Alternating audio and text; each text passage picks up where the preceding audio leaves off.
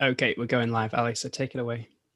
Cool. Welcome everyone to the final seminar as part of the Cambridge Sociology seminar series. We have had the pleasure of welcoming people from as far as Brookline in the heart of Massachusetts, but today we're staying right at home. And it's going to be a conversation between three of the brilliant PhDs in our department, Sophie Marie Niang, Melz Owusu, and Jonathan Yong. I have the pleasure of working with two of you, and I half work with Melz, who also works with Monica. And on top of the work that each of these students does in our own department, each of them is also really active in these debates around anti-racism and anti-coloniality outside of the academy itself. And here I'm putting in the chat a link to Melz's Free Black University, where they are the founder and director. So I'm putting that into the chat if anyone wants to check that out. Now today's seminar is broadly on the topic of epistemicide. So we'll each be doing a very short introduction into basically how each of us in our own research engages with theories of epistemic injustice and the other side, epistemic justice, cognitive justice. And then I'm going to moderate a conversation between Sophie, Melz, and Jonathan, and then we will have half an hour or so at the end for a Q&A from the audience, if not a bit longer. But I am actually teaching SOC 2 Social Theory, the Imperial Episteme, at 2 o'clock, so it may be good to wrap up at like 3 minutes to 2, so I have time to get a glass of water. So I'm going to kick things off really quickly with just sharing some preliminary thoughts about epistemicide, focusing particularly on this dynamic of the Little Englander universalism, which you can see in this nation of Britain. And as the theme of the seminar is about epistemicide, I thought it would be useful to kind of enter into this concept as theorized by Santoss, very much as a way of thinking about knowledge, that's epistemology, being, that's ontology, and power simultaneously and not necessarily as disparate things. And I think what's really important about what Santoss does with the concept of epistemicide is show that when we devalue knowledges, this is not just a critique of epistemology as it's sectioned off by itself, but it's also a critique of forms of being, and it's enacted through relations of power. So as they say, the destruction of knowledge is not an epistemological artifact without consequences. It involves the destruction of the social practices and the disqualification of the social agents that operate according to such knowledges. So when we, through the coloniality of knowledge, say, oh, the practices of the Gikuyu people in terms of magic and political economy and so on, when we say that they are traditional and pre-modern, we're not just critiquing their knowledge systems and their political apparatus, we're also criticizing them as being pre-modern things, right? So when we critique knowledge, we're never really just talking about knowledge. And this leads me to really think about how we can think about knowledge, power, and being, and also the production of histories through what we've seen recently in terms of the debates in the public and political sphere around statues of colonial figures in Britain. Because as you saw last summer when Edward Colston was taken down in Bristol, you had Boris Johnson, the PM, saying in response that Britain needs to move beyond its cringing embarrassment that it has towards its previous empire, and needs to stop this general fight of self-recrimination and wetness. Even in the context where Edward Colston, who was a key player in Britain's slave trade, was described on his statue plaque as one of the most virtuous and wise sons of the city of Bristol. And indeed, you've seen this play out more recently with the Churchill statue, even in the recent events against gendered state violence, where the police have been told to protect the statue of Churchill at all costs. And the question that I'm asking, once again, entered through this concept of epistemicide, is which knowledges are raised through the production of particular histories that we have in England, and that the production of particular histories that we have in Britain. And the flip side of that being, which histories can we reconfigure into our understanding and story of modernity coloniality once we value these knowledges which themselves have been erased through the production of particular popular histories. So rather than actually going into a full presentation about this, I want to kind of leave this introduction to epistemicide by thinking about several what ifs. which relate knowledges to histories, right? So what if we told the story of British industrialization, not through the miracle of the British textile industry, but through the horrors of enslavement, where the majority of the cotton was exported from the US to Britain, and through colonial expropriation, both of the resources in terms of colonial expropriation of cotton, which could be turned into textiles and sold on the markets, but also colonial expropriation of knowledge. The fact of the matter is that Britain learned how to turn cotton into textiles via techniques taken from India, right? So that was through a network of empire. So what kinds of knowledges are erased when we valorize all of these figures like Churchill, where we valorize the figures such as Colston, and where we tell a story of Britain's history as Britain basically bringing democracy to the rest of the world? What kinds of knowledges are erased in it? Well, here's one knowledge, right? A knowledge which shows you that there's a fundamental link between enslavement, industrialization, and empire. What if we retold the story of European fascism and the rise of, for example, the Nazi Party and Mussolini in Italy through the lens itself of empire and colonialism, in which the British Empire and British colonialism were therefore complicit? You know, Hitler himself saw the treatment of Black people in the United States as a model which he could use on Jewish people within Germany. He saw Britain's concentration camps in the Boer War as a good model that he could use for the Holocaust, right? So what if we retold the story of European fascism, not through this thing which organically grew within the culture of Germany and Italy themselves, but as something that was related to this world of empire and coloniality within which Britain were the key players?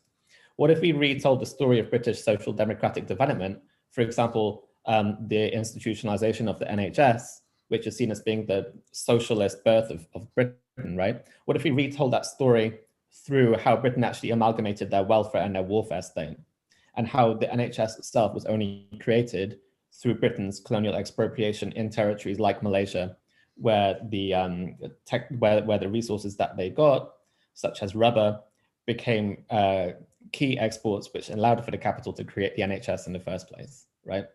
What if we moved away from, in Priya Vadagopal's words, a tenacious colonial mythology, where the geopolitical Western Britain are seen as being the wellspring of ideas and freedom, either bestowing it on slaves and colonial subjects or teaching them how to go about obtaining it, and instead move away from that and go towards a centering of anti-colonial dissent? So that would mean focusing on how the abolition of enslavement in Britain was formed by anti-colonial movements themselves, rather than through the benign attitudes of Brits.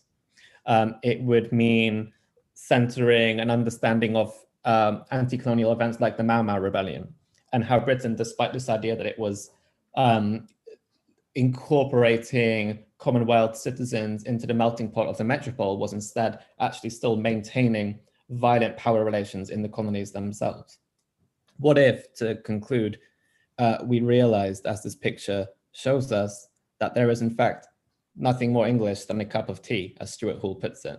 And now these are all knowledges which are excluded from popular histories. And so my intervention is very much focused on how rewriting histories can allow us to revalue and to reconfigure particular knowledges which have themselves been dismissed as traditional, pre-modern, not true, or misrepresentative. So with that introduction to the theory of epistemicide, I'm going to pass on to Sophie, who is going to kick us off, and then we'll go to Jonathan and Melz. Hi, I'm just going to share my screen. There we go. Right, so yeah, I'm Sophie. I'm a first-year PhD student, and I work on Blackness and world making in France. And today I wanted to tell you a story. It's the story of how I found myself in the archive, a story of epistemic joy, of community, and of embracing partial knowledge. I think it goes against the hegemonic episteme and its emphasis on solitary research, against exhaustive knowledge claims, and it was also the first thing that came to mind when we were told the theme of this panel. I think that this story echoes in some ways the Black feminist epistemology articulated by Patricia Hill Collins in Black Feminist Thought, which is a beautiful articulation of possible answers to epistemicide through a study of the history and stories of Black feminist women in America. It's also one of the best books I read in undergrad. Black feminist epistemology, as articulated by Hill Collins, is rooted in individual and collective lived experience. It values caring, emotions, and empathy in constructing its knowledge claims. And it also means that an individual's claims are inseparable from their character, values, and ethics. Unlike in positivist literature, people are encouraged to claim and take ownership of their ideas linked to their positionality. And this enables the reader to know who is speaking and where they are speaking from.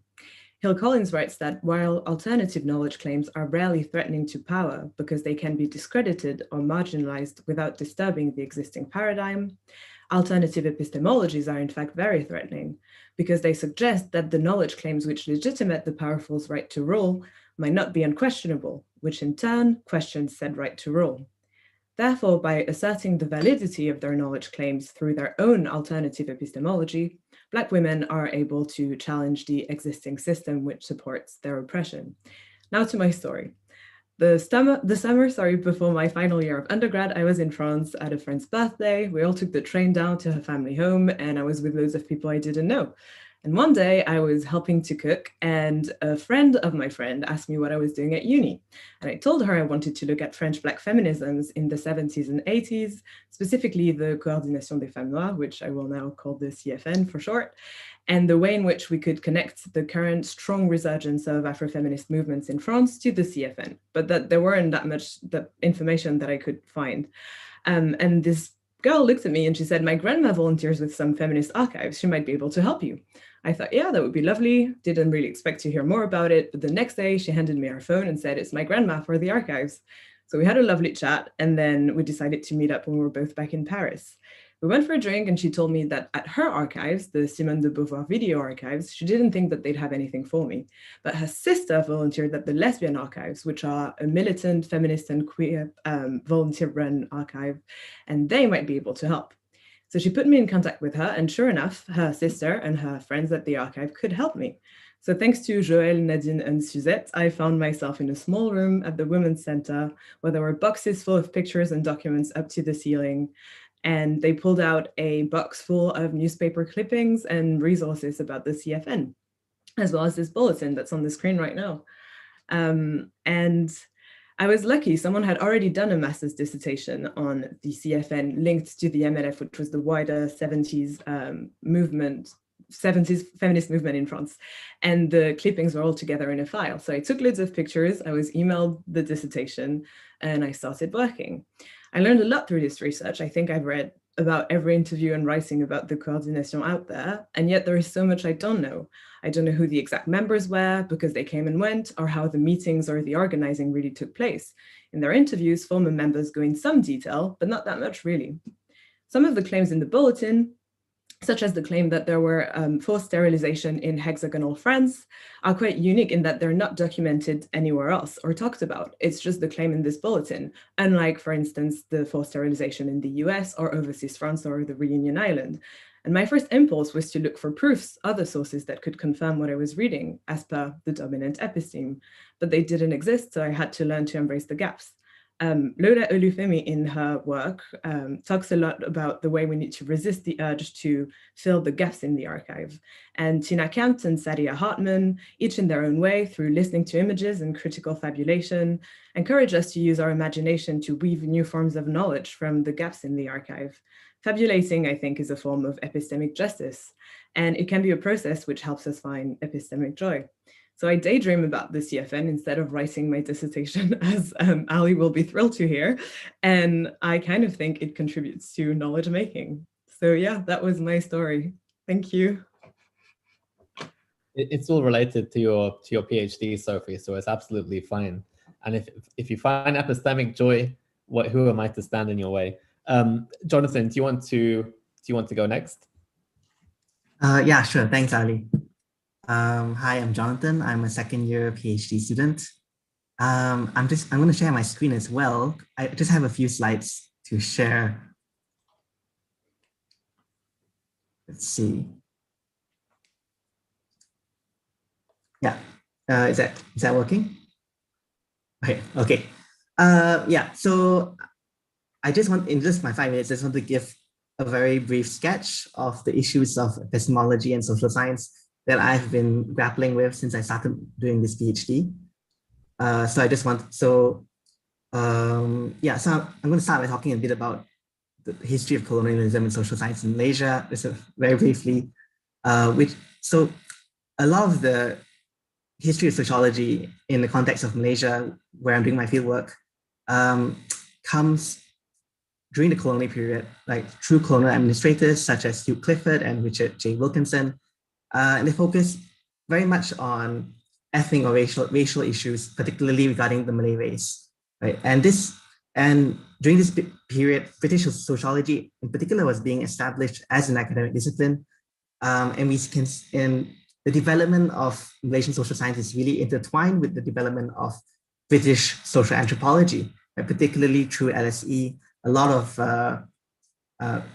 anthropologists such as Raymond Firth came from LSE and trained Malaysian sociologists, and who then went on to do their graduate studies at LSE. And a lot of their funding came from the Colonial Social Science Research Council. And in terms of Malaysian universities as well,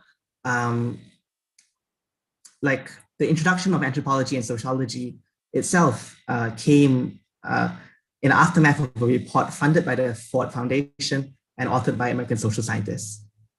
So in regards to how this relates to my work, I find the issues of epistemology are really relevant, and it's really difficult not to discuss epistemology when looking at the state of race relations in Malaysia and how to do social science on racism in Malaysia. So during this time of expansion of colonial social science, this was a period in which white colonial societies were considered at their peak in terms of the colonial empire, and at the same time, at this time when social Darwinist ideas were at the forefront in Europe, there was also a need to justify the continued domination of the British colonial institutions in Southeast Asia, right? So, I showed a couple of quotations just to demonstrate like the sort of racialized thinking which was popularized to colonial social science at the time, right? So, for example, by the nature, the Malay is the idler, the Chinaman is a thief, and the Indian is a drunkard. Yet each, in his special class of work, is both cheap and efficient when properly supervised, right? So, I mean, the Malay, Chinese, and Indians are the three main ethnic groups in Malaysia, and here you can see very apparently like the common stereotypes which are deployed against these ethnic groups, and how very intertwined these stereotypes are with the colonial capitalism and colonial economy. So yeah, so I also want to show how the colonial systems of government and the bureaucracies associated with them have been very formative into what we think of as racial groups today, right? So hopefully you can see this appendix clearly. It's from a paper by Charles Hirschman. So in 1871, you can see the first census. The different ethnic groups being recorded by the census are a lot less organized. Right? In 1881, they're a bit more organized, and in 1891, they're much more organized. So there are certain subcategories, such as the Javanese and the Malays, which are just different ethnic groups in 1871, right? But by 1891, they become listed under the same ethnic group as Malays, right? So, what's the effect of this? So even one of the authors of the census in 1931, right, talked about how, in terms of the British colonial government, when they try to use race for census purposes, right, it's not out of a sense of, it's not because that reflects the reality of the society that they are being in, right? So, for example, you pointed out that the Malay, for example, habitually regards adherence to Islam much in the same light as a European regards a racial distinction, right? So it's a really imperfect categorization, right? But it's done nonetheless for the sake of this colonial bureaucracy and for the sake of dividing the population into different groups, for the sake of domination as well as for the colonial labor economy.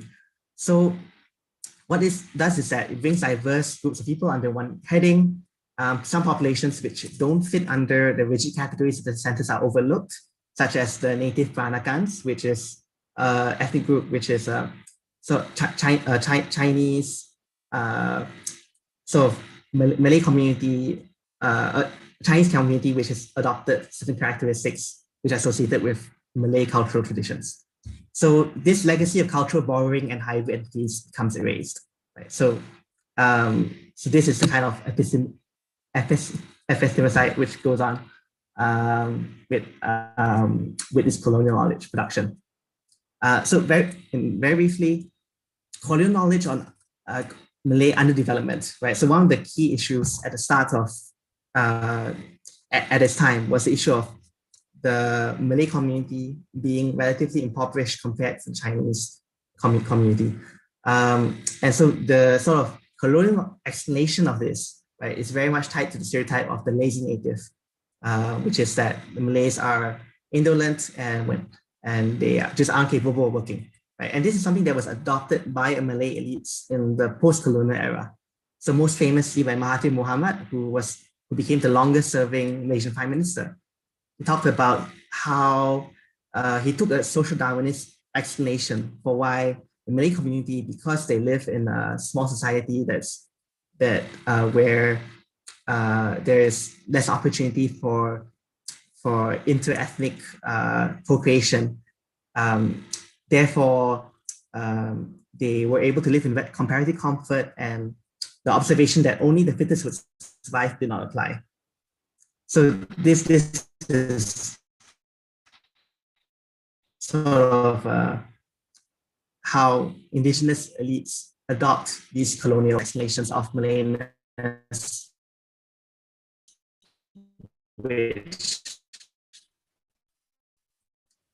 rejects this, right? So for example, Muslim racism was actually very emphasized in the pre-colonial Malay world, and actually Malays were judged to be opposed to steady work precisely because they avoided colonial capitalist ventures, which Indian and Chinese migrants were not able to do so.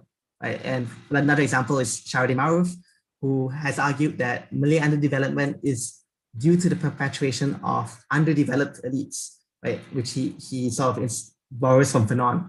And because the Malay elites have values which are rooted in Malay feudal society, they bring about Malay underdevelopment. So, I mean, these authors don't necessarily agree with each other, but the indigenous thinkers tend to view class relations and colonialism as explanations for Malay underdevelopment rather than genetics and racial science. Yeah. So to close it off, in terms of the work that I want to do, I think the challenge that I see for indigenous epistemology as a counter to epistemicide, I mean, the two main challenges, first of all, is that Malaysian social science is still very much oriented around the ideas, theories, and concepts of European thinkers. So Ibn Khaldun is someone that is more often brought up in Malaysian social science, but that's not much more the exception rather than the norm. And it's a very common criticism to find that scholars based in Southeast Asia more generally fail to generate indigenous explanations of the region in contrast to the innovative approaches taken by post-colonial societies in Latin America and South Asia. Right? And this is very much tied to what Farid Alatas has called the captive mind, right? Which is the idea that Malaysian scholars are still very much tied to Western hegemony when it comes to generating theoretical ideas. But the second issue that I find is that it's not enough to have indigenous explanation. The fact that explanation is indigenous is not enough because Malaysian nationalists have also played a very key role in reproducing these ideas on race and racism in a post-independence context. Right? So there's a lot of work has been done to erase the history of racial hybridity, even in the post-colonial era. So one Cambridge historian wrote a book called Taming Babel recently, and one of the examples she gives is how the Dewan Bahasa and Pusaka, which is a government agency focusing on Malay literature, they put forward a monocultural definition of the nation, right? Which is very much at odds with Malaysia's pluriethnic reality. So it doesn't reflect how different languages are coexist and spoken together in Asia's history. So yeah, these are some of my thoughts on epistemology and relations social science. Thank you. Thanks, Jonathan. I think that that's a really good way also of bridging the history of sociology and the history of social science with its present practice, right, through these themes of intellectual imperialism and indigenous sociologies and so on, which we'll definitely be referring back to. I also forgot to say that after Sophie's intervention, we shouldn't forget that Lola Olufemi's Feminism Interrupted is actually available for free as an ebook via Pluto Books online. So I've put that into the chat for anyone who doesn't already have that. And to finish the last of the interventions, Melz, we're going to go through to you now. Oh, thank you. And thank you all for those wonderful pieces, interventions, shall we call them. Okay, so I kind of wanted to explore it from kind of two different kind of frames. And so in the first part, I want to look at the relationship between epistemicide and universalism, or Eurocentrism and universalism. And then I want to look towards what allows us to find epistemic justice, essentially. How do we escape this kind of cycle of Eurocentrism, which it feels to me anyway, like we are forever perpetually confined within. And so when I kind of suggest this relationship between universalism and epistemicide, the argument is essentially that universalism is epistemicide. And so this idea that one knowledge system holds the truth to all, which is essentially what Eurocentrism is, the idea that Eurocentrism is essentially the belief that the knowledge system in which we exist. And so the ideas of science, the ideas of rationality, the ideas of truth, the idea that there can be one holistic, rational truth that pervades all of society is an idea that Eurocentrism essentially holds. And so if there is one whole truth, then that means that all other knowledge systems must die. And so therefore, the argument is that within Eurocentrism, there's this inherent need for epistemicide. And so then the question is, if we were to take Eurocentrism, if we were to take universalism, or if we were to essentially take epistemicide, as I've argued, they're very similar, or essentially the same, does Eurocentrism still exist? Can Eurocentrism exist without this inherent need to colonize? Can it exist without this inherent need to universalize itself as the only orientation point of truth, as the gatekeeper of the past, the present, and the future, the gatekeepers of temporality in its whole essence? And so that's kind of a question that I kind of want to explore. Can Eurocentrism exist without inherently requiring epistemicide? And then that kind of begs the question, how do we then challenge Eurocentrism? If it does have this inherent need to colonize, this inherent need to be universal, then how can other knowledge systems exist alongside it? Can other knowledge systems exist and Eurocentrism still exist? Because if we take out the universalism, what is left? What is left in the ruins of Eurocentrism, where if universalism can be taken out, or is it a necessary element of it? So that's the first part. And then the second part I kind of want to explore is when we get through that kind of question and start trying to push towards the boundaries of Eurocentrism. And that's regardless of whether we say Eurocentrism has to go in its entirety, or whether we explore a different idea of an ecologies of knowledges or a pluriverse, etc. What exists beyond Eurocentrism? How do we escape this perpetual cycle that I've spoken about? And one of the ways that I've been exploring in my research about how we kind of escape that is the radical Black imagination. And this is an idea that,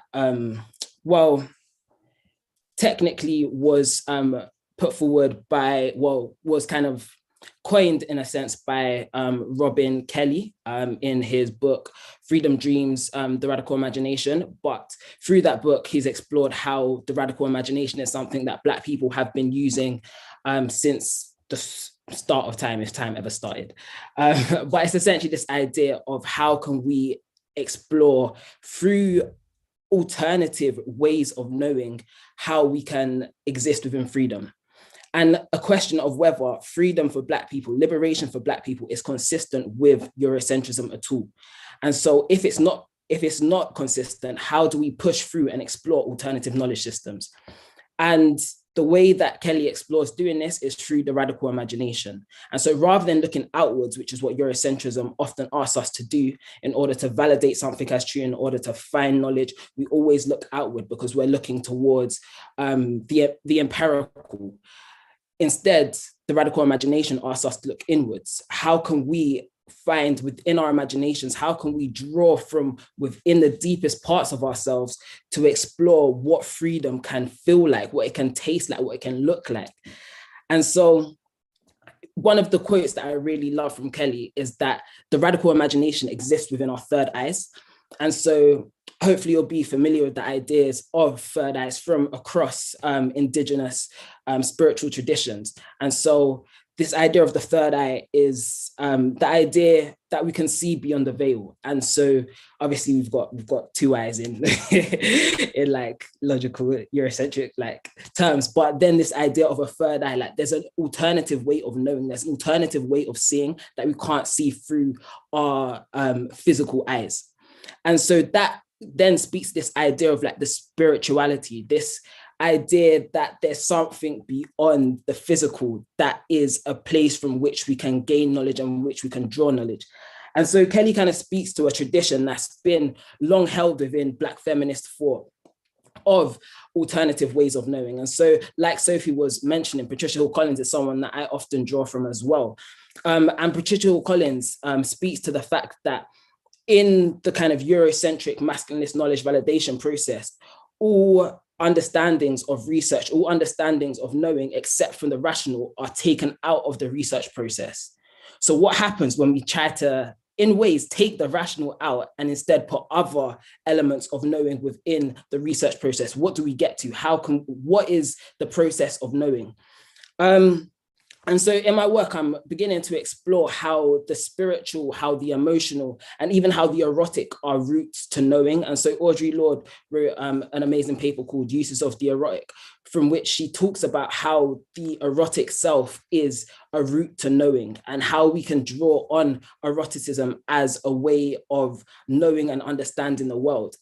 And it kind of made me think about this desire for epistemic justice, this desire to kind of, in a way that I would put it, escape Eurocentrism, is an erotic desire. It's a desire to pull ourselves out of like the drudge of the horridness of this world and move towards something more beautiful, something more becoming of us, or something that is like holistic, something that is loving. And so this idea is, I kind of want to term it like, how can we gain knowledge from the void, essentially? And so when I say the void, I'm kind of speaking towards a kind of Black feminist metaphysics. And so Alexis Pauline Gumbs talks a lot about Black feminist metaphysics. But this idea of a void, like how can we gain knowledge from, so a void is darkness, in it. And so it's everything that we can't see. How can we gain knowledge from all that we can't see? How can we draw out of a place that we can't see? And so when I speak about the void, I guess, I'm talking about like the emotional, the spiritual, the erotic, the immaterial. And how can we find that as ways of knowing? How can we find that as ways of freedom? Because I guess in a lot of senses, the world in which we live in, I'm sure a lot of us are not that happy with it. It's incredibly, it has its many problems. And so the route that I believe that we can challenge this problem isn't necessarily finding more ways to fix things within the ways that we know right now, or within the knowledge system that we know right now. It's more about how can we find alternative ways of knowing. And so when I speak about this void, it's like literally like a whole big space of unknown. and drawing from that unknown within ourselves that isn't the intellectual, but is more the spiritual, is more the third eye. But yeah, how can we understand knowing from that space? So that's me. Thanks, Melz. That's a really, it's a really interesting intervention, and thanks, Sophie, for pasting a link to Audre Lorde's piece there that Melz was talking about. So what I'm going to do now is just put a few questions to the group, maybe until around 30, where we can turn to an audience Q&A. If you do have any questions from the audience, just put them in the chat from now if you want to, and I'll get through to them at 30, or you can wait until 30 and simply raise your hand via the Zoom function, and you can show your face so it doesn't feel like we're just all talking to each other. So to pick out on one of these similarities that was kind of underlying what everyone was saying, I mean, Sophie and Melz, you both directly evoked Patricia Hill Collins, but I think that this is also underlying your work, Jonathan, because Patricia Hill Collins talks about how contemporary academic venues, within these contemporary academic venues, the significance of social justice as a core theme is increasingly challenged by norms that place social justice, freedom, equality, and similar ethical issues as secondary concerns within acceptable scholarship. So how do each of you see this binary that's been constructed between theory and practice, and how that binary has essentially devalued the research that has this ethical commitment to social justice? Sophie, do you want to kick us off? Yeah, sure. So yeah, I mean, I think it's really interesting. I think there's a lot of unlearning. That's how I see the binary. It was very much, I mean, I think it's the same here, but I'm French. I did all my schooling in France. You can't even use I. And then when I came here, I always wrote my essays with we, and then the like comment was always, who's we? Like, were you a bunch of people writing this? But that's how we're taught to write. It's kind of like old school. If you read stuff from the 50s, it's always the noble we. But yeah, that's kind of how I see it. A lot of unlearning and a lot of, I think once you understand how the dominant episteme works, and that kind of what Melz was saying, how it's inherently destructive and also inherently, it's like this beast that takes everything in and tries to turn a certain viewpoint into universal truth. And I always find it really interesting to speak to like physicists or whatever, really interesting, because they're like, oh yeah, well, like physics is not biased. Like, sure, biology is biased, everything's biased, but like physics, it's the word of God. It's so interesting to me, because what a weird way to see the world. But I feel like once you kind of like loosen your ties to it and accept that other ways of knowing can be validated, even without complicated words to explain that, like feeling, like all of affect theory, I love it, but it really just means your feelings are interesting to write about the world. So that's kind of how I I go about it. Yeah, Melz, you also directly evoked Patricia Hill Collins. So do you have a kind of thought about this constructed binary between theory and practice? I'm muted. Can I quickly, so I've just asked Ali to send me it, so I need to read it again and just process it very briefly, and then I'll get back to you. Okay, we'll come back to you in a second. Jonathan, because I think what's really interesting is that also your talk kind of explored the flip side, right? So you were also looking at how, whilst there is a tradition of knowledge which is critical and searching for social justice, on the other hand, especially when you look at the history of social sciences in Malaysia, knowledge and epistemology is used to naturalize social relations. So what's going on in terms of that side? How does knowledge naturalize power relations? Right. Yeah, I think the social science, I think in Asia generally, there's a lot of focus on the sort of supposedly practical component to it. So, I mean, obviously in the time of the colonial government, social science had very direct practical applications for them in terms of wanting to administer the population.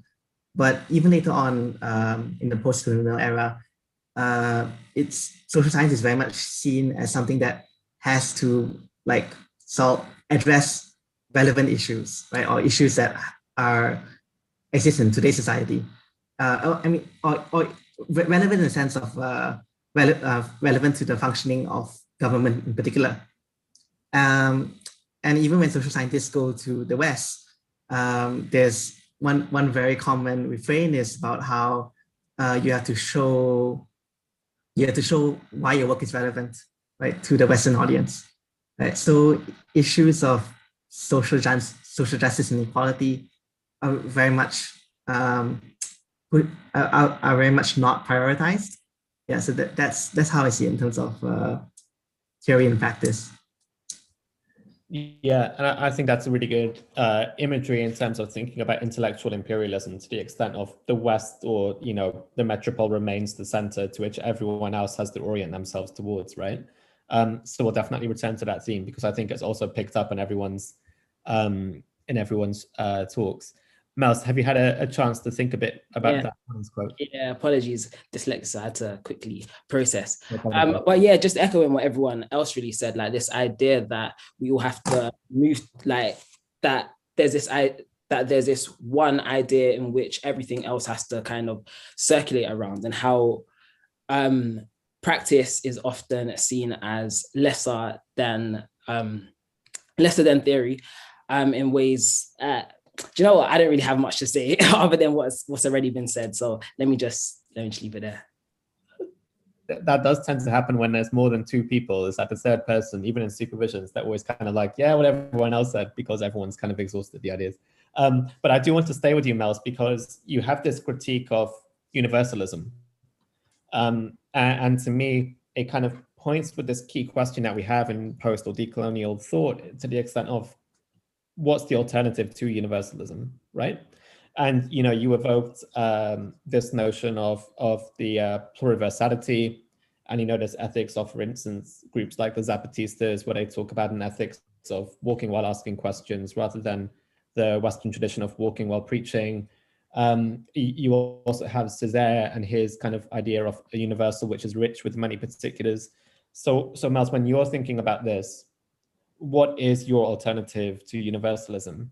Or is even the basis of that question itself a misguided understanding of knowledge? That's an interesting question. An alternative to universalism.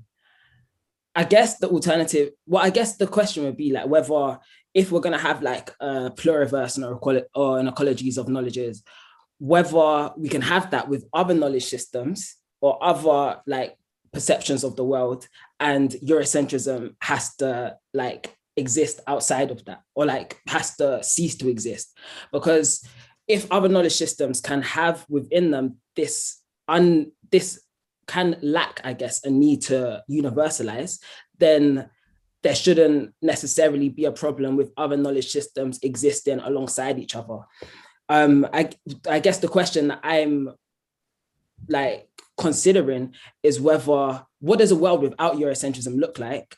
And if that is possible, well, I hope it's possible, can all of those other knowledge systems not have this universalizing force? Can they not have this colonizing force? And I guess though the other question is whether Eurocentrism has pervaded other knowledge systems so much so that within those knowledge systems, the colonizing forces, capitalism, et cetera, have become embedded within their fabric. And how do we root out Eurocentrism, not just within Europe, not just within Eurocentrism, but how do we root out Eurocentrism within other knowledge systems in the ways that it's replicated itself? And actually, that's such an appropriate way of thinking about it in the context of Santoss's concept of epistemicide, because he opens the book by talking about how it looks as if colonialism has prevented the global North from learning in non-colonial terms, that is, in terms that allow for the existence of histories other than the universal history of the West. So there's kind of like a contradictory kind of like tension going on there, right? And then coming to you, Jonathan, on the same issue, because I think that what you are also presenting on touched on this kind of articulation of autonomous sociologies or indigenous sociologies as theorized by people like Aditas. And some people see that as an example of what an alternative to universalism would look like, where you just have a series of sociologies. But that's also being criticized, right? So kind of like in the context where you're working, how do you play out with some of these issues?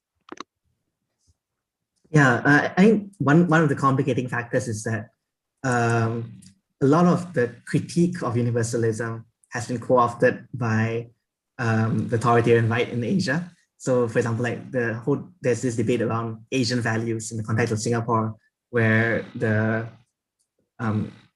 government would say that, oh yeah, Asian values means that we do it in the ways that we want to, and that's why we're actually rejecting these Western norms of human rights. But at the same time, like I do think that there is a lot of value in the particularism of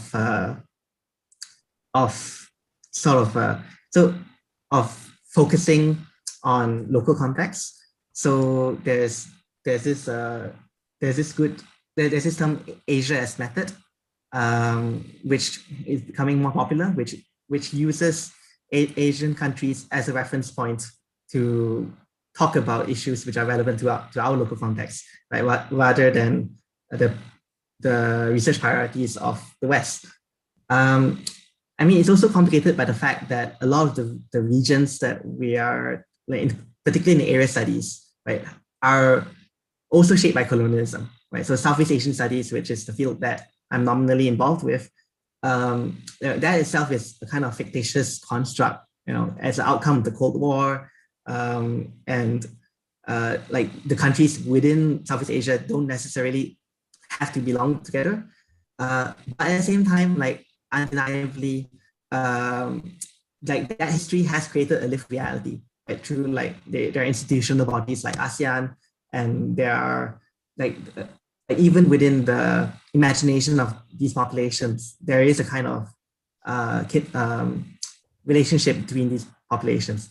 So yeah, I mean, I think that there's a lot of potential in area studies and Asia as method as a counterpoint to universalism, especially universalism, which is very Western oriented. But at the same time, like we have to be aware of the degree of arbitrariness that's often involved in making these distinctions in terms of like what areas are we going to look at as an alternative to universalism. And then Sophie, because it was so nice to hear about the story behind your dissertation, because I remember having the privilege of marking that and just thinking, wow, what an amazing piece of research. So it's nice to know that the stories and the research that went on behind that, and a large part of it could kind of feed in with this kind of Black feminist standpoint theory, right? And this kind of emergence of standpoint theory as a theory of epistemology. Do you think that also offers a kind of convincing critique and or alternative to universalism? Yeah, definitely. I think I think Black feminist standpoint theory is very strong because it's always been about resistance and thriving, but within kind of the imposed system. And actually what both Melz and Jonathan were saying reminded me of, I went to this talk called Anti-Capitalism and the Imagination. It's on YouTube. It's by the Left Book Club. And Gaji Bhattacharya in that said that anti-capitalism was about the fun of playing in the ruins of capitalism. And that made me really rethink kind of abolition and, even knowledge systems or whatever. Like, even if we abolished Eurocentrism, we'd have the ruins. It wouldn't just disappear. And I was really good. I had learned how to think about that for bad things. So like Christiana Sharp's The Wake of Slavery. I was like, yes, we live in the wake of slavery. We live in the wake of, in Europe, like the Holocaust, like that kind of events that leaves its traces. But then I never really thought about how what we were asking to abolish now, we would also live in their wake. So prisons and Eurocentrism and positivism. And so it would be about kind of keeping the good things, if there are any. And I feel like that's what Black feminist thought does really well, is playing with what's there. And so it'll be like, and in general, actually, I think feminist works and radical works and kind of alternative archives, they play with that. So the idea that you need to conserve something, yes, but instead of orienting and classifying and putting everything in tiny little boxes, it'll be kind of a big mess and you'll need oral history for it to work. And that kind of things. So I don't know if that fully made sense, but I feel like, yeah, just the idea that nothing's fully ever abolished. Or I don't know, if I think of like the Islam that my dad practices, it's full of pre-Islamic religion. In Senegal, he'd never admit to that. He'd say that, no, he's just a good Muslim. But if you think of the way his Islam works, it's very much the Islam of Senegal. And so emerging through that, you have the ruins of the pre-colonial, I guess, religion. yeah. Yeah, of course, right. And there's so many like avenues that we can take that for further conversation. If you think about, wanting to balance the idea of pre-colonial knowledge systems without reproducing the idea that they're traditional knowledge systems and so on. So with each of you, there's like so many more things I want to talk about. I'm probably going to finish with this question so we have enough time for questions from the audience. And I want to kind of turn to Indigenous Critiques, right? And there was this paper, and I think it was called something like Who Stole Native American Studies? And it was published in the 80s, I think.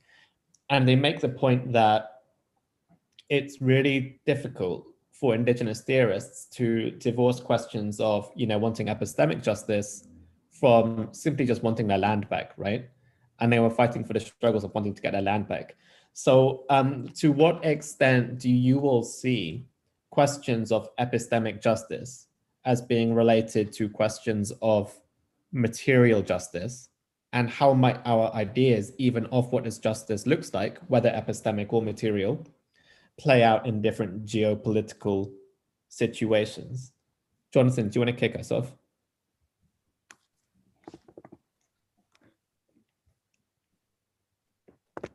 Yeah, that's a very, very interesting question. So yeah, in terms of epistemic justice and material justice, I mean, there's a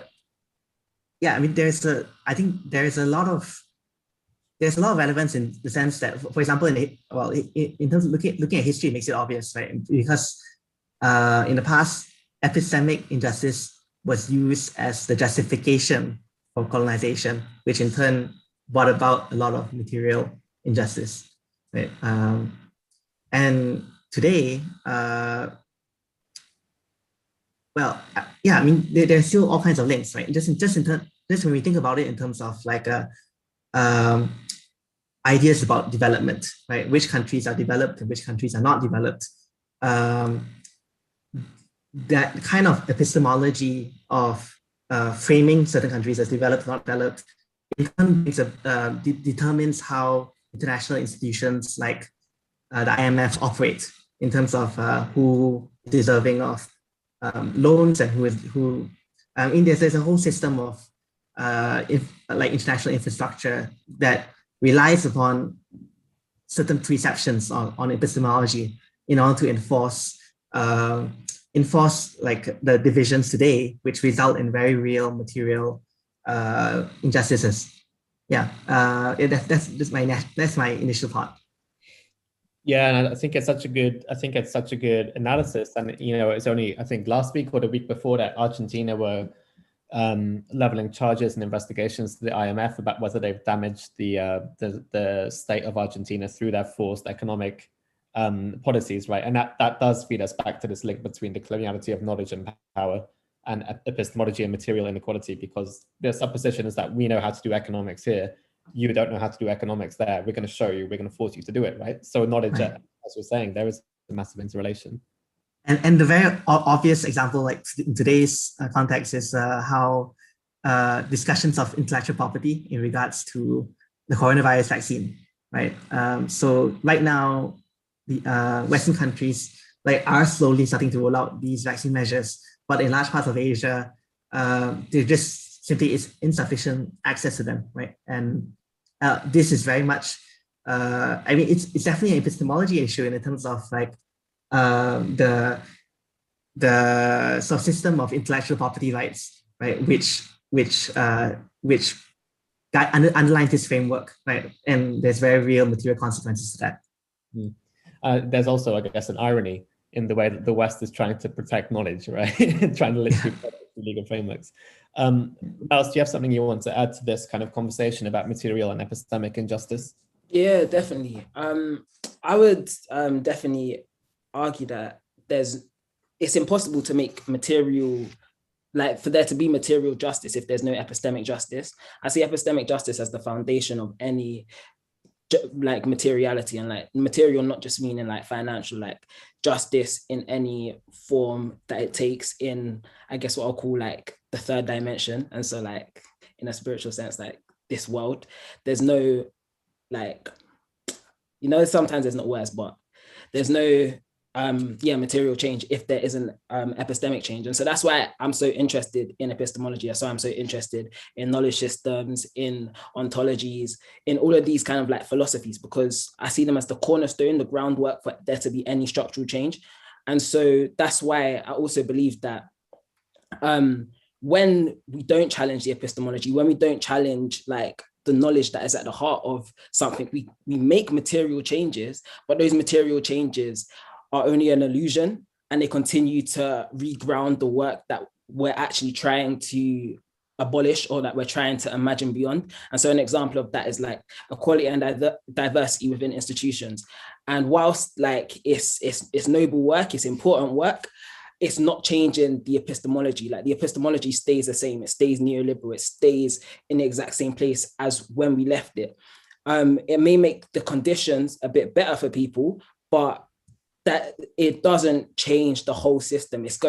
The conditions are still not going to be good enough. And so what happens when we're dangerous enough, we're imaginative enough to believe that the conditions can be better for everybody, like in the most radical sense, and we don't have to do it in this incremental way. And to me, that's what epistemology is.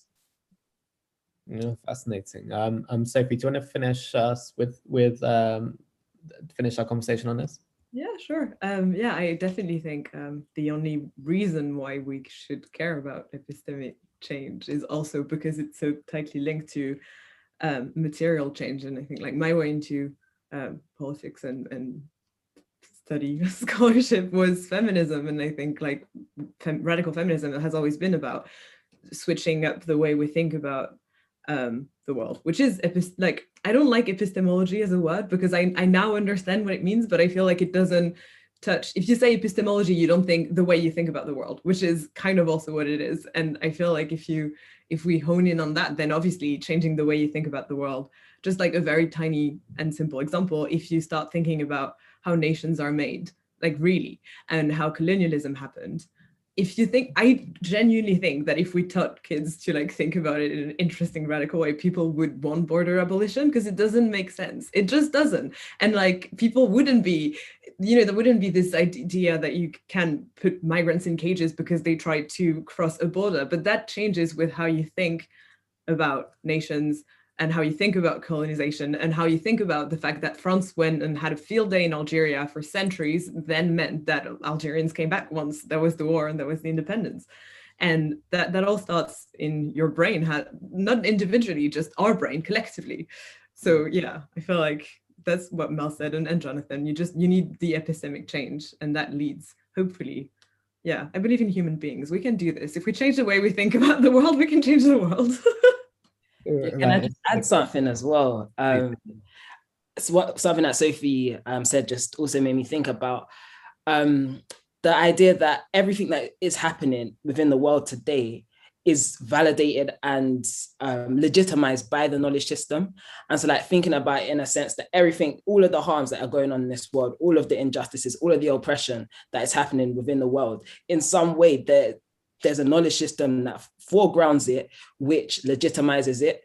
And so rather than trying to challenge the expressions, the manifestations of the knowledge system, what happens when we challenge the knowledge systems that's legitimizing it anyway? Because if we don't do that, it's just going to happen in other manifestations and other expressions. So, yeah. Mm-hmm. And I think that, the kind of binding theme then is that it doesn't even make sense to think of epistemology outside of social practice and vice versa, right? And it reminds me of that critique from Maldonado Torres to Descartes, when Descartes says, "I think, therefore I am." And it produces this idea of just the knowing subject, which is divorced from all social relations. When at the very same time that Descartes is writing, the idea of, for example, indigenous people across Latin America being seen as knowledge-producing agents, was outrageous in the eyes of the Europeans. So really, Maldonado Torres is saying it's, "I conquer, therefore I think, therefore I am," right? So that these are all enmeshed within each other. That has brought us to past. I thought you would all like to know that this is also being watched on YouTube, where you have 5 likes, you have 5 thumbs up. So it seems like people are really enjoying this. One person in particular, I am Sophie Hannah, says, "Love this, Melz." And Johnny White says, "Really looking forward to starting the Marginality and Exclusion MPhil in October 2021. Welcome, Johnny White. So what I'm going to try to do is to look on the YouTube channel because we have a couple of questions there.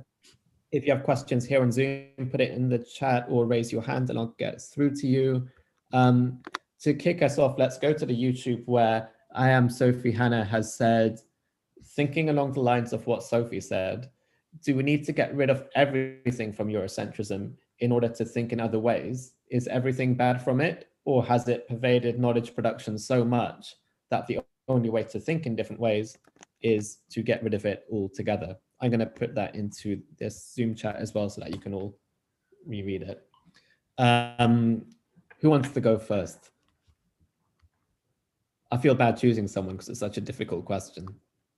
I can go first. So my master's dissertation basically was a response to this kind of question. And at that point in my life, I was like, there's nothing salvageable in Eurocentrism. Dash it all away, throw it in the bin, and let's keep it moving. But I, in many ways, still resonate with that idea that I don't think there is anything salvageable within it. But I think that one of the difficulties is what is beyond it. Like, how do we get, because it's so encompassing. It's so, like, in a theoretical sense, I can say, let's throw it away. In a practical sense, it's like, okay, like, what now? And I think it reminds me of something that in The Undercommons by Fred Motem and Stefano Harvey, I believe. One of the things that they said is, like, in this process of, like, the end of the world, essentially, and so the end of Eurocentrism, is that as we become as we get closer and closer to the end, more is exposed to us. And so if we move, so, like, one of the other things about Eurocentrism as well is that because we think in this scientific way, we think in this hypothesis, and then we need to do the experiment and we need to have this outcome. We shouldn't do something if we don't know what the outcome is going to be. Like, all of that is the knowledge system, not just what we think, the way we think is a knowledge system as well. And so if we were to step towards this abolitionist world, this end of the world situation, and be like, okay, let's actually throw it all out, and move towards that without knowing what's on the other side, without having this view through our, like, physical eyes of what's to come, and just a knowing or moving towards a feeling rather than towards anything material. If we are brave enough to do that, I wonder what exists on the other side. Yeah, I mean, not only me, I think other people are agreeing that was a really great answer, because you now have 5 more likes on YouTube. You have 10 likes on YouTube. So, knowledge via YouTube likes. Sophie, do you want to have a go at answering this question? Sure. I think reformism is exhausting if you think about all the tiny things that you can change. And, like, so Eurocentrism, what do we keep? What don't we keep? Great BuzzFeed article. I would love to read that. It's exhausting. It doesn't work. Whereas it would be incredibly, pretentious to think that we can just think without Eurocentrism. That's how we learned how to think from the time we were babies, and our parents, our grandparents, and you go back and you go back. But at the same time, it's kind of what I wanted to say earlier with my weird religion metaphor. Other ways of thinking and feeling are still there, and they're still emerging. So it would be about connecting to these more and validating them. And then I think we might come out that actually, for some things, a table is great, and we need to classify, and we'll keep classifying, but it will be about many tools. I really enjoy all the ways that it's from Deleuze to Sarah Ahmed to loads of people write about knowing and thinking and philosophy as a toolbox, and then you can pick and choose from the toolbox what's most useful for your current endeavor. And so Eurocentrism, I mean, I think Eurocentrism is terrible. Like, I don't think we can keep Eurocentrism because from what it means, but the way of thinking that goes within the positivist epistemology, which I think is more kind of what we're talking about here when we talk about Eurocentric knowledge production, there's things that we can keep from it, probably. Also just because we won't be able to fully get rid of it because it's there, it's been there. So just like we didn't fully get rid of most things, yeah, we probably won't fully get rid of that, but it doesn't mean we can't do otherwise. Jonathan, do you have some thoughts on this? I mean, the only thing I add is that, like, I don't, yeah, I'm still trying to envision like what would it mean to actually like get rid of Eurocentrism, right? And I think it's something that we definitely can't do on an individual level, right? I think it makes no sense like for one person to say like, oh, I have decolonized myself from Eurocentrism, right? When like this is a very, we're talking about a dynamic of knowledge production, right? Which is very institutional, very structural. So just like, yeah, and just like to link it back to what we were talking about earlier about material and epistemological, which like there is no getting rid of Eurocentrism without like extremely drastic and radical material change. It's not something we can do at Cambridge, like in one department.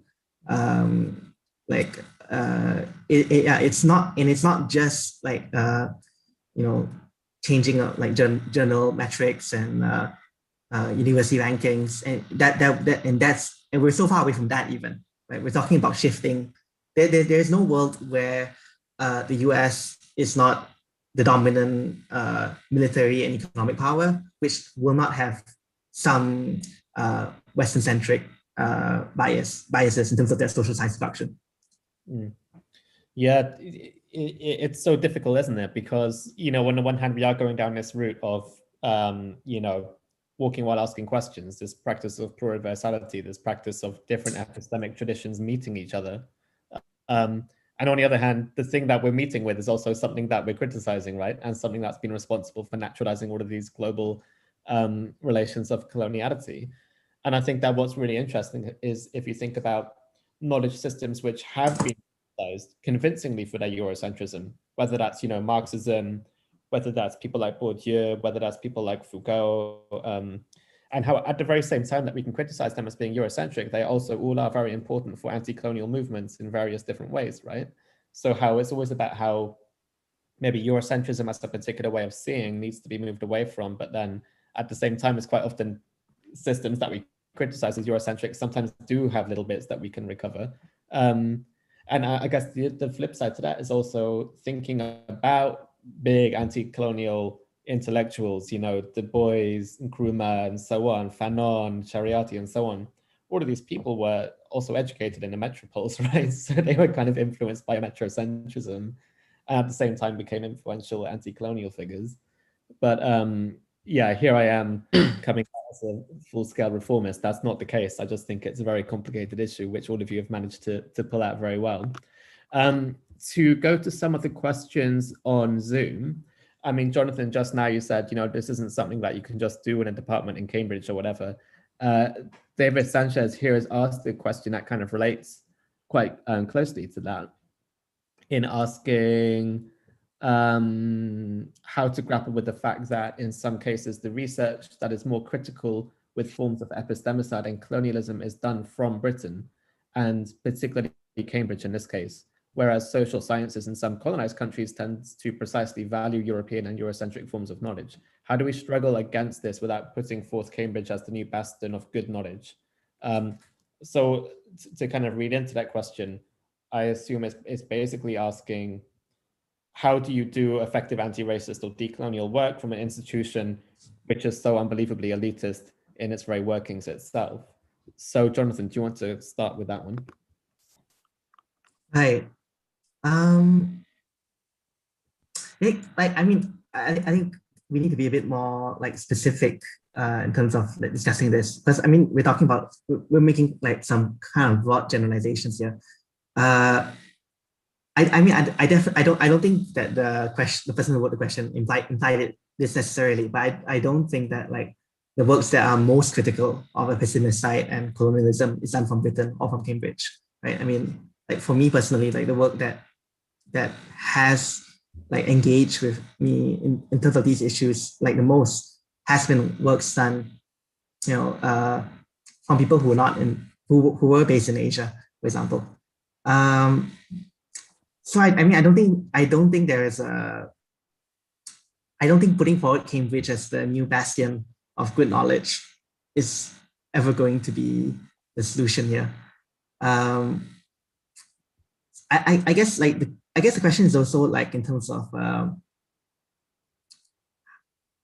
well, I guess I can answer as an individual, like on an individual level. How do you grapple with the fact that you want to pursue this intellectual goal of decolonization and de-imperialization, but but a lot of, like Ali just mentioned, a lot of people who seek to do that kind of work are drawn to Western institutions, right?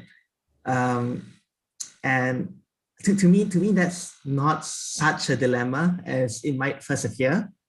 I mean, there are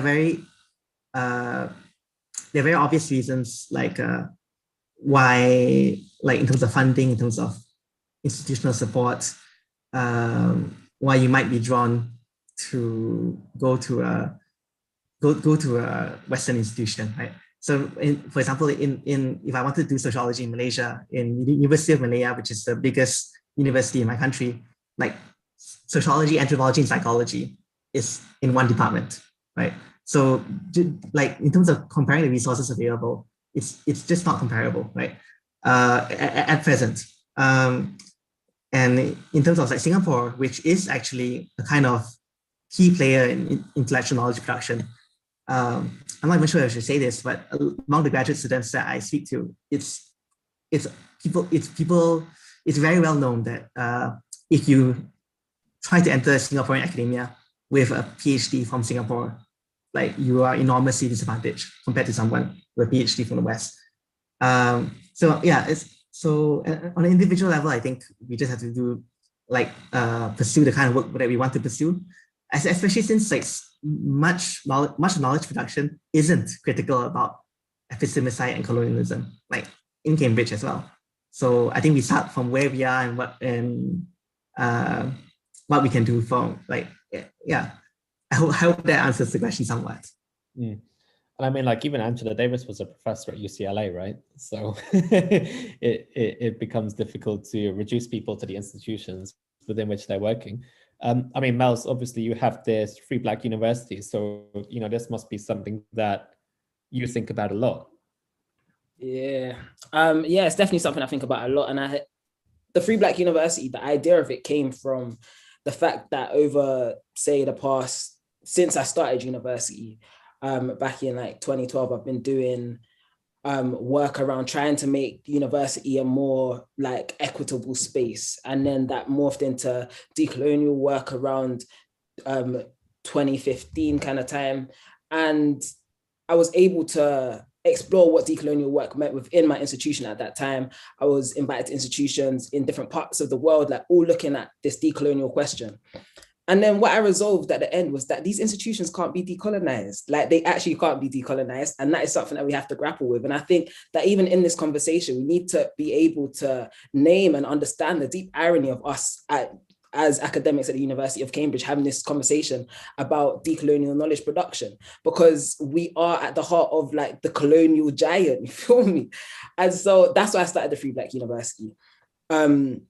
Essentially to create a space in which knowledge can be produced outside of colonial institutions, because it's that same question about like the universalism, epistemicide situation. Like, can an inherently colonial institution ever be decolonized? Like if a part of its foundation is tied up with coloniality, can you remove that? Or does it then cease to exist? And when we're talking about these decolonial, anti-colonial futures, do universities exist? Are universities obsolete just as much as prisons are obsolete? These are the questions that we need to be willing to grapple with, and we need to be able to, in as much as possible, remove ourselves from, well, not remove ourselves from the conversation, because we should be in the conversation, like in that very self-reflexive way, but our kind of material needs, like our relationship to the institution, what are we willing to give up in the pursuit of decolonization? It's not just an intellectual project, it's an embodied project. And how can we show up better for that project rather than showing up for like the institution? And in doing so, it almost brings us back to the beginning in terms of thinking about theory and practice, and how the binary is a false binary, is a binary that was constructed through layers of power itself. Sophie, do you have a thought on this, having spent a fair amount of years at Cambridge yourself? Yeah, I don't have much to add, just like, yes, loosening ties, I think, to everything, all the colonial and also masculinist and different paradigms that rule the world, I think is a good way to go about it. Because one of the first talks I went to here at Cambridge, someone said the university is the master's house, and like, why does everybody expect the university to be the most radical place ever when, colonialism, scientific racism, all of this was born here? And it's true. I think especially, it'll depend on where you have been, but depending on your countries. So like in France, May 68, many ways of seeing the university as a radical space were born around then, with like Vincennes, who was an idea of doing things differently and doing courses differently. And now it's been kind of like made straight again. But and there were problems within that as well, but there were experiments. And I think if we look around, there have been experiments throughout, and the best way to do that is by, on the one hand, loosening ties. So like not being, I hope that I don't have any attachments to Cambridge as an institution. If tomorrow I was told it's gonna, we've managed it, it's gonna be abolished, like I'll probably be a little bit sad, because I'll be like, oh, I'm a doctor for no reason, or I won't be a doctor. And I'm not gonna lie and say, oh, I don't care about this. Like I'm doing my PhD, but I actually really don't care. It's not true. I'm happy that I'm able to do this. I'm happy that I get paid to do this. And I feel immensely privileged that this can be my job.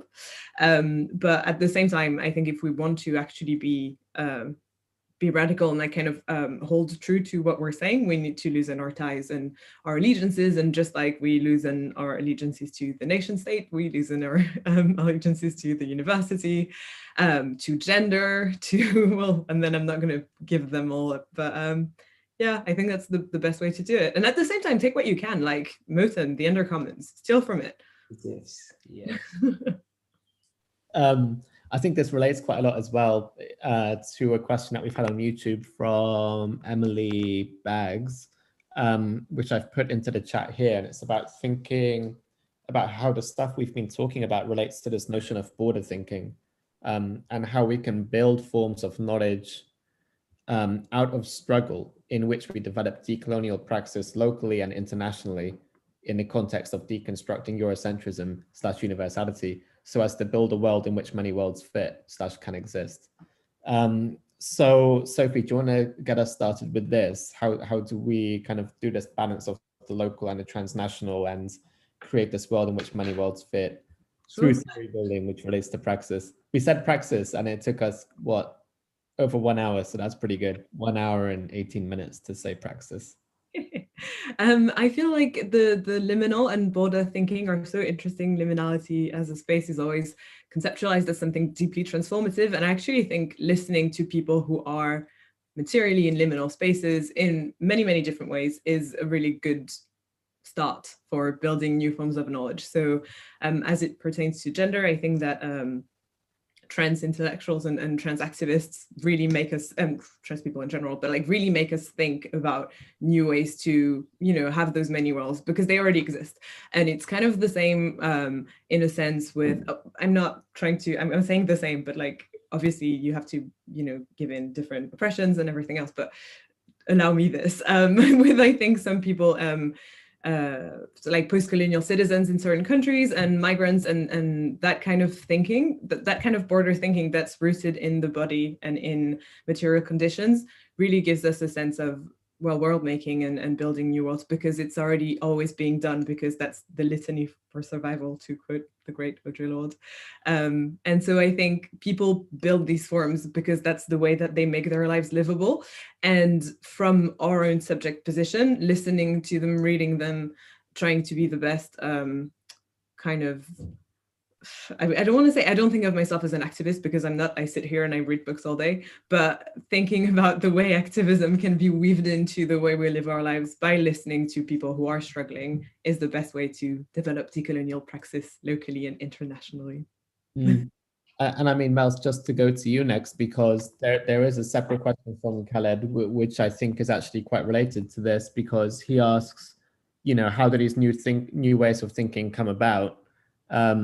And he's directly using the language of liminality as Sophie just invited us to think about. He says, is it necessarily a moment of rupture or of liminality, or can it occur in everyday lives? Yeah. So how do you kind of relate to those two questions simultaneously? Yeah, so in one part, so like kind of following on from what Sophie just said, this idea of like trans people being like, I think, an oracle of knowledge in many ways about like epistemology. Like when you're trans, like you do something that the whole world tells you, like you go against truth in the most embodied way I can think possible. Truth.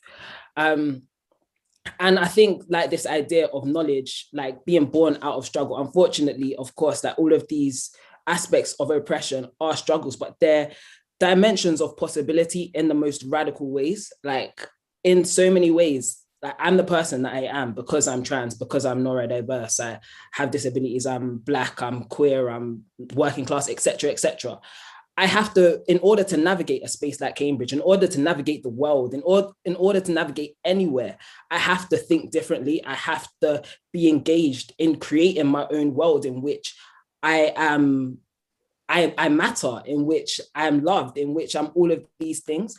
And so like moving it away from this kind of like high academic kind of theory, like into like the personal, into the ways in which we create the lives within ourselves, is, in my opinion, how we create knowledge systems, is how we create the world anew. And in terms of like how it occurs in our everyday life, like it occurs every single day. And I think when I was talking to my supervisor, shout out Monica, one of the things that she really made me reflect on was about the ways in which the new worlds exist now, in which like there's beauty all around us. And so that's when I started thinking more about like the ideas of like the erotic, the ideas of spirituality in this particular frame, like the ways in which we have love right now in the world, that we have all of these beautiful like things. And if we start our epistemologies from there, if we locate them in the beauty that exists within the world right now, in the possibilities that exist on the dimensions in which people are oppressed, but are literally living their most beautiful lives, like the world is going to be a more beautiful place. Oh, and can I just, because of just what Mel said, and because Khaled said like moments of rupture or everyday life, and I feel like that's actually exactly what Mel was saying, but and Black feminists have said as well. It's like this rupture or liminality happens constantly, and by loving each other or by resisting the horrid world, like we live in a terrible, terrible world, and yet we have joy and love and everything. So honing in on that is the constant rupture, and that's the liminality. So it's like your everyday life. Maybe you'll be doing your dishes and the love you feel is what's going to make you think about a new way. So yeah.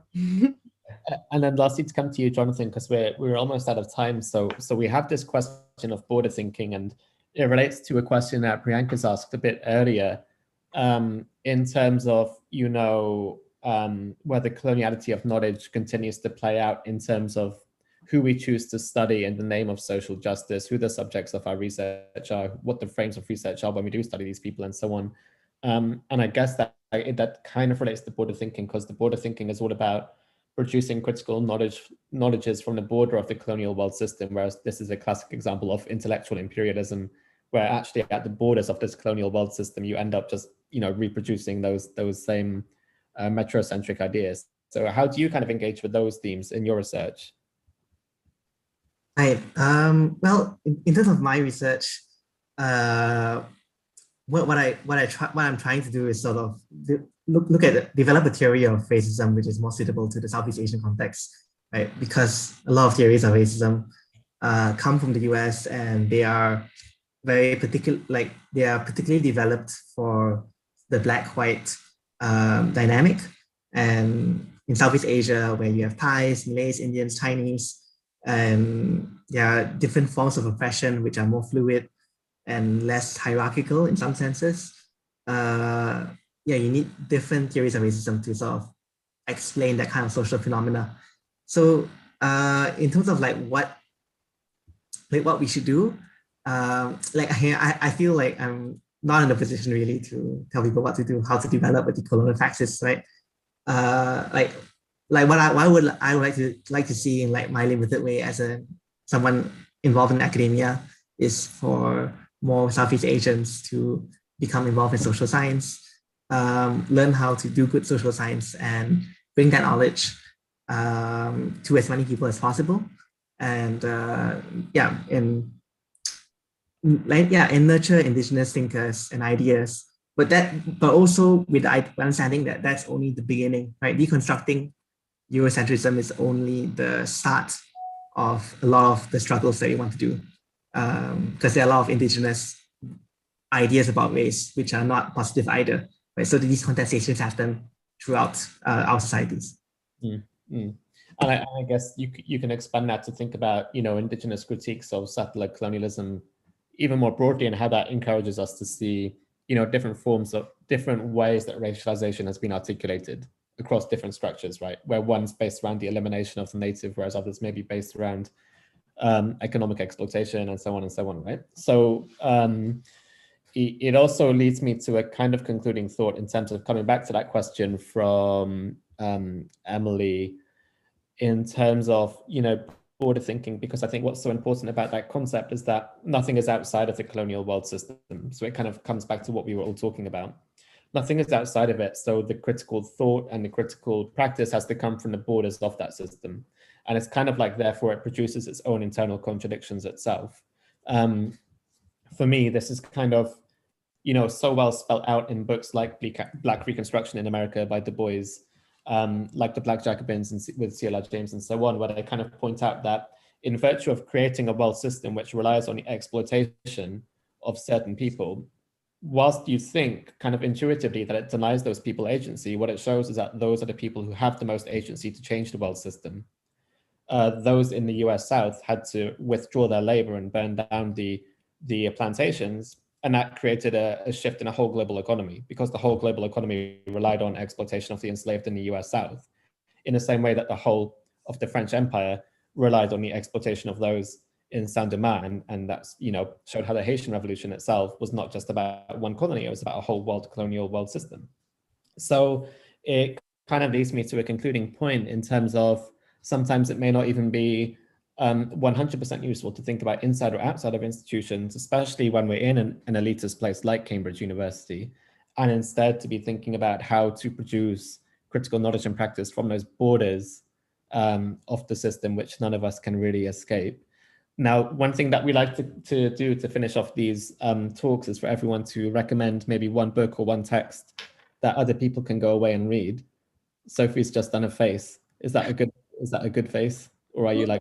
I would have prepared, but actually I got an idea, so it's fine. You got an idea? Yes. So Françoise Vergès, who's this French feminist thinker, wrote an amazing book 2 or 3 years ago called Decolonial Feminism, and it's being translated by Pluto Press. We love Pluto, and it's going to be coming out soon, and you can pre-order it, and they have a 40% sale right now at the moment, so like do it right now. It's amazing. It'll change your life. You want to paste the link to it in the chat? People can save it to bookmarks. Jonathan, do you want to go next?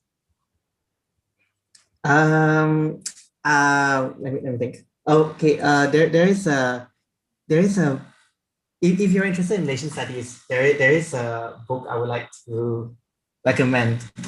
Yeah, here it is. It's called Revisiting Malaya: Uncovering Historical and Political Thoughts in Nusantara. So it's like an essay compilation. But I guess it's kind of difficult for you, if you're not in Malaysia, it's kind of difficult for you to get. So yeah, making this recommendation, I'm also raising issues of the unequal exchange of knowledge production. But I will type this out in the chat. Thanks, Jonathan. Melz? Can I recommend 2? I'm in a good mood. You can do 2. Wonderful. So this one, Savannah Shange, Progressive Dystopia, Abolition, Anti-Blackness and Schooling in San Francisco, by Duke University Press. And then a fiction book, Octavia Butler's Parable of the Sower. I think like fiction and speculative fiction is really important for us to think through different ways of knowing and being and existing. So yeah. Cool. And I'm going to finish off with Black Reconstruction, because I've already mentioned it, and I think it's one of the best books ever. So that brings us to the end, not just of this session, but also to the seminar series in general. So thank you to Sophie, Melz, and Jonathan for leading this amazing conversation today that so many people have enjoyed. I also want to give a shout out to Joe, because without Joe, this online seminar series would not have been able to have happened. And you've made it seem so easy. I haven't had to do anything. You just sort everything out, and you've managed to, arrange international speakers and everything. So it's great for all of us to give our thanks to Joe as well, because we wouldn't be here if it were not for your amazing